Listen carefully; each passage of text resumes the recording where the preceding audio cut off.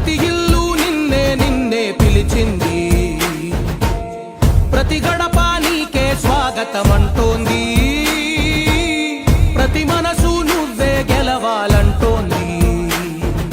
పెద్ద కొడుకు నీవై తోడున్నావో చాలు, జరుగుతుంది మాకు మేలు మేలు. ఇంటి పెద్ద నీవై నిలిచి ఉంటే చాలు, విరిసిపో